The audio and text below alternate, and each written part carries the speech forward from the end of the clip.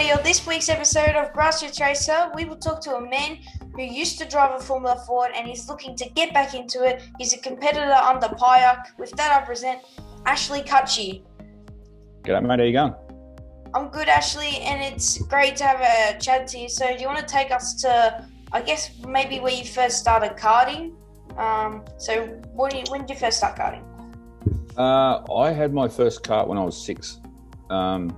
Dad took me out to a go-kart meeting. A good mate of his, John Faulkner, was running, so I got hooked on it, and I got my licence when I was 7 and raced karts all the way up until I was 15.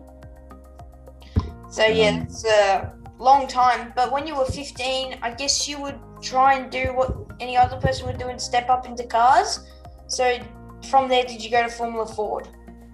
Yeah, we had an option to either go to the next level in karting. Dad saw it as, let's move to Formula Ford while we can. So we were able to do that, and we made the jump and didn't look back. It was the best decision. And what brand of chassis did you use?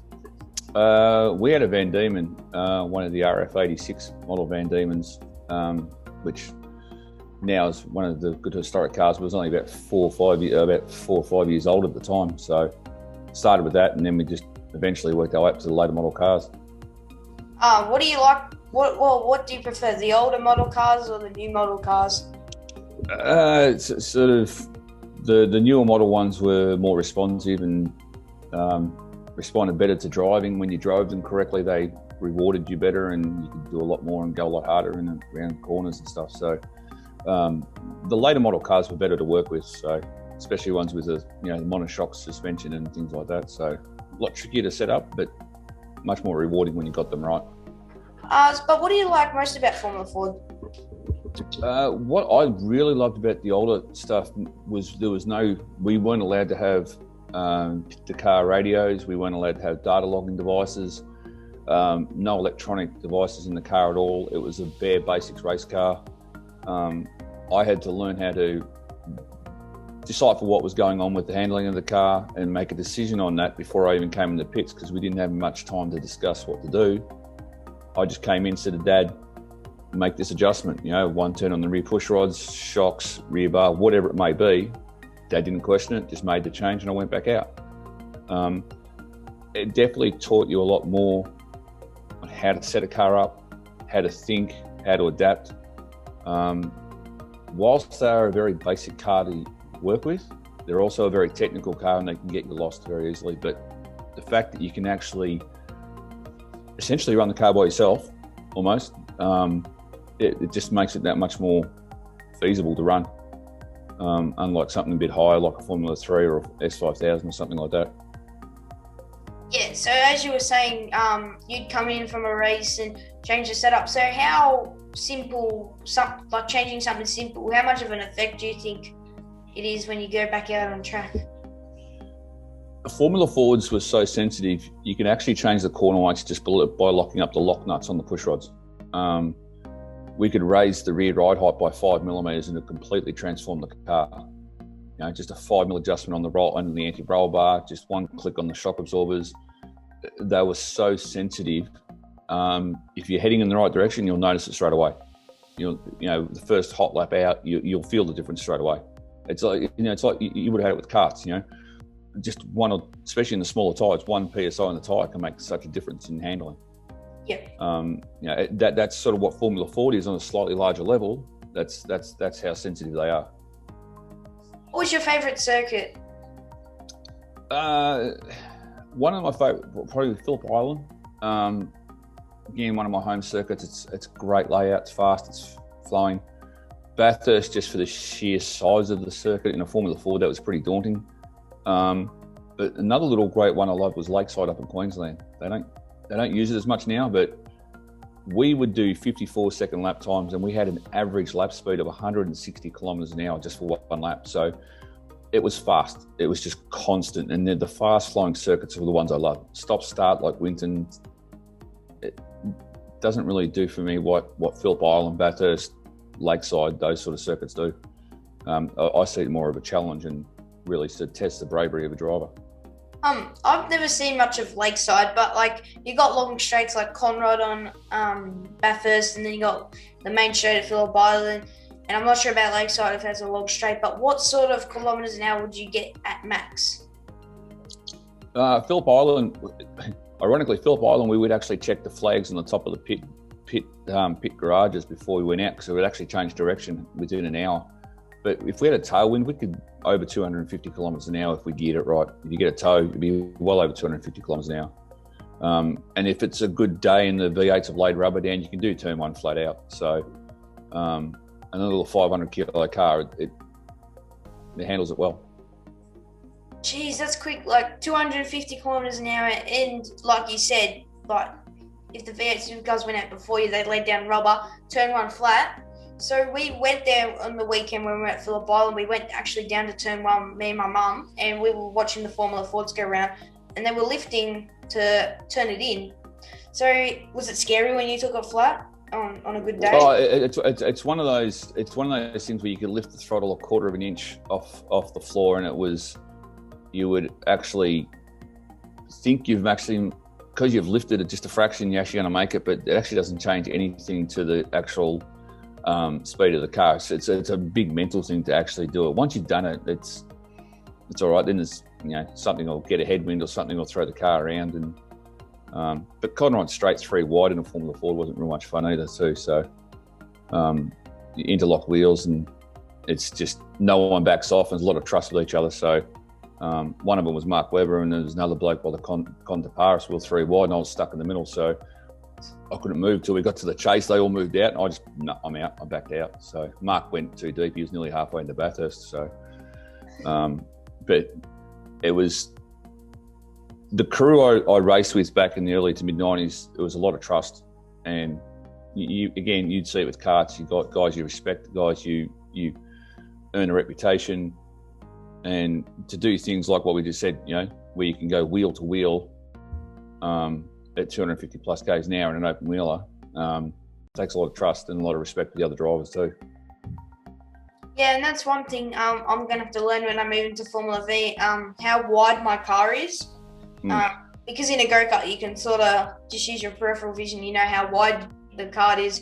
But with a car, it's going to be a lot wider, and I'm going to have to gain a lot of respect in the paddock, and I can't drive like a go-karter out there, that's for sure. No, you can't. You can't, and then that's one thing that you will learn too. It's just the basics from go-karting to Formula V and Formula Ford are the same. The basic, like your lines and your mythology and the way you approach it, the way you race, your racecraft, it's all the same. It's just a bigger toy on a bigger circuit, and it's all relative. But yes, you have to learn to use mirrors. That's one thing that you sort of got to get used to. Is just, and again, use your flags, use your mirrors, and just be aware of what's around you, and don't just assume there's no one there. So don't give in, but at the same time, don't fight for it, but at the same time, don't give in. So Supercuts last year taught me a big thing about no bump drafting in a Supercup, because you get sent home for that if you do that at like Phillip Island and stuff like that. So if you went to slipstream someone and you couldn't make the move, back out of it, where I think when I used to go-kart, I used to send it anyway, and sometimes I'd pull it off, sometimes I'd just back out of it. But it's just important to learn sometimes you can back out of it and focus on getting a better run through the corners. So it's a big learning curve for me, but let's switch it back to you. You have a track car, so would you like to tell me a bit about that? Yeah, sort of been out of the race seat for nearly probably 20 years, almost 20 years, and a mate got a WRX track car, or he turned into a track car, and another mate, John Wade, who I started racing karts with, he got one, and I ended up getting the little BMW, and it was just a little unregistered road car for $3,000. Stripped it, put some coilovers in it. Still got the original engine. Unfortunately, it's done head gasket at the moment, but the goal was to put a cage in it. But I can do super sprints in it. It's a cheap form of motorsport. I'm just back out on track, at least doing something, and being able to go on tracks like Phillip Island quite cheaply. It's a great little car, a lot of fun. Do you have plans to do any national level racing in it, or have you done any national level racing in it? Not in the track car. No, it hasn't got a cage in it at the moment. It's got a proper race seat harness, race wheel, and things like that. I haven't got a cage in it yet. But that's where I'm sort of at the point. Do I spend the money putting a cage in it, or do I move on and go back to a Formula Ford, which is a ready built race car? So that's where I'm sort of at that decision stage at the moment. I would like to race some state level meetings in the BMW, but we'll wait and see. It's a little bit more complicated than a Formula Ford, unfortunately. So we'll see how we go. So what sort of tracks did you race? Just like Phillip Island, Sandown, Winton, just sort of tracks like that? Yeah, I've had it Sandown. I've had it at Winton. I haven't actually had the car at Winton yet. I concentrated mostly on the super sprints at Phillip Island. For me, it's just over an hour to get to the circuit from my place, so it's easy to get to, and it's a big fast circuit. So I'm happy with that, as opposed to travelling sort of 2.5, 3 hours to get to Winton. So and then go around, round and round in circles like on a little circuit like that. I'd let it stretch its legs and have a bit of fun at Phillip Island. It's not bad. You only live like that close to the track. Because I'd love to go test at Phillip Island in the supercar and stuff, but it's a bit of a 3-4 hour trip for us, depending on. Yeah. Well, see, a lot of the super sprint meetings we run, the supercar guys actually run their races with us as well. They have a session set aside just for their races. So. Yeah, it's good sort of mixing it with those guys, having a chat to them, and I haven't been around karts much. Sort of tried getting back into it, and then sort of went the way of the track car. But having not been around supercars or anything like that for so long, so just seeing what they've done with karts now and how guys are running them, it's a lot of it hasn't changed, but again, some of it has. It's good to see. Do you have any drivers that you look up to?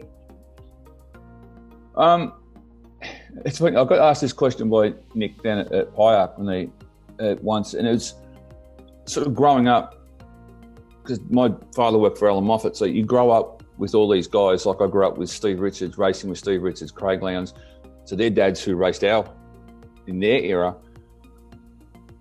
they're always around, and so they don't sort of seem the big hero thing, but a lot of the F1 guys from the late 70s and early 80s, Keke Rosberg was always a favourite of mine when I was a kid, but he's just the king of cool, that's why, I think. Yeah, I haven't watched much Keke Rosberg, but my dad laughed in the background, so I think he thinks the same. He was cool in the 80s. He was cool in the 80s. He was the king of cool. So he was a top driver. He was 82 world champion. He's been there and done it all, and but the guys who race sort of the ground effects and those turbo era cars of Formula One, they're just the next level crazy. So there's crazy, and then there's these guys. You say that you've raced people like Steven Richards, even Mark Webber in Formula Ford. What do you think now that you see like Mark was in Formula One, Steven got the supercars? So what do you sort of think about all that, like that you used to race him? Look, Mark had he had the ambition and the drive, and obviously the talent. As soon as it rained, Mark was he was gone. You couldn't see him. He was a definite talent. But he was able to get the connections to raise the money to go overseas, race Formula Ford, Formula 3, etc., etc.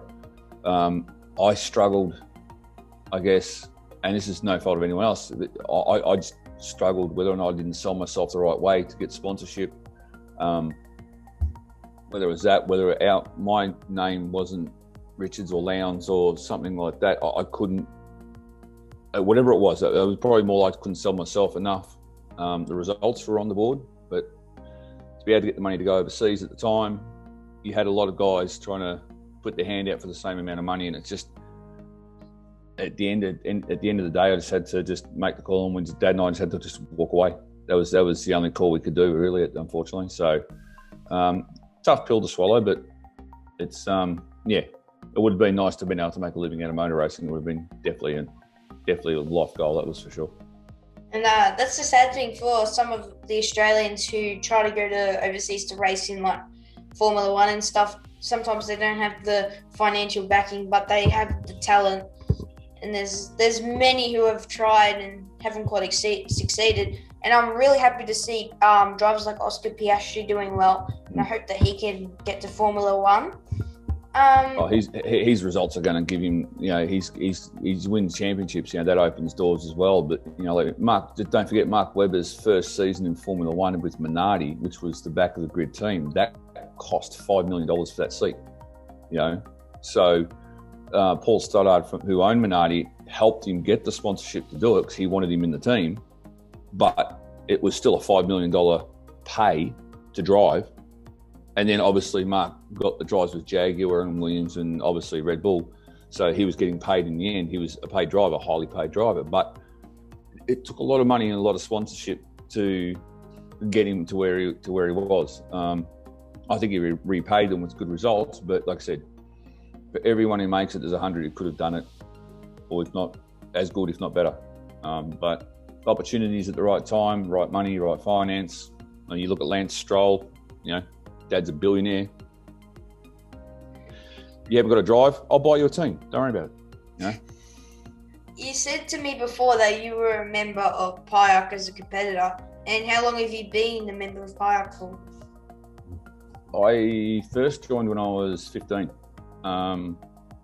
I obviously dropped out of the membership for a little while whilst I wasn't racing, but I've been back for about 4 or 5 years now. But Dad was a PIARC member back in the 70s when they used to relay the circuit on a Saturday afternoon because parts of the circuit were breaking up and they had to relay surfaces, and it had 6 different surfaces around the track, and that was the old days. So Dad always obviously wanted me as a member, and I was 15, and I was a long time member, and some of the old crew are still there who are running it. Jeff Bull, Warren Reid, they're still running the club. So it's a club that it's got a lot of history. Jeff Bull's president, I think he's still president. Warren Reid, he's one of the top officials who was running a lot of the super sprint meetings. He was our clerk of course for the super sprint meetings. These guys, they've been there, they've seen it all. They've run the big Grand Prix down at the island. They've run the touring car meetings down at the island. These guys know what they're doing. So to run a little sprint meeting, it's just a walk in the park for them, and it's very professional, but at the same time relaxed. And as long as you play ball, they'll look after you. But at the same time, if you've got any questions, they'll stop whatever they're doing and help you, which is pretty much what PIARC's all about. So it's a very family orientated thing. So any meetings down at Phillip Island you get involved in, especially state level meetings, you'll see it, and it just makes a lot of other clubs look like they're trying too hard. So that's what I like about being with PIARC anyway. Yeah, and as a racer, I'm becoming to learn as I get older that you got to respect the officials who go out there and volunteer their time for you. So I'm really interested in PIARC, and I've always wanted to meet the head guys like Jeff and Warren, because if you meet them, they could probably tell you so much history about it, and I would love to get involved and learn about it. But lastly, what is your dream car? Race car or road car in particular? Any in particular, or dream car? Dream car. Oh, see, if I was to have one car, it'd be a race car. It'd be one of the McLarens from the early '90s. The last of the gear stick ones. Before they went semi-automatic, there was no active suspension. Big, bad, brutal race cars, and just next level stuff. So probably the McLaren MP46 was the model. If I had the option to put one in the garage and race it, there'd be something like that. Just, you can't get much better than that, that's for sure. I'd love to drive Senna's MP44 1988 car. I would love to drive that. Again, you're talking again another level of car that's just took a man who was, as I said, godlike in driving, and he still struggled at times with it. So I can't imagine someone who wasn't as good trying to drive the thing. He made other people look, they were great drivers, but he made them look worse than what they really were just because he was so good. But when you got a car that was designed around you, then and your abilities, it's makes hard for your teammate to sort of match what you're doing. It's been awesome speaking to you today, Ashley. I'll probably meet you at the track one day at Phillip or something when I'm in the Formula V. Good luck with the Formula Ford and getting that, and the BMW. Hopefully you can fix the head gasket and get it back running. Thank you very much, mate. Yeah, thanks to all of our friends and family who continue to watch and listen to Filippin Mad's Grassroots Racer. I really do appreciate your support, and I support everyone behind me on the green screen. You guys all help me get out there on the track, and it's been a pleasure speaking to Ashley and all the other drivers. Cheers, mate. Cheers, Ashley. It's been great speaking to you. No worries, mate. Thank you.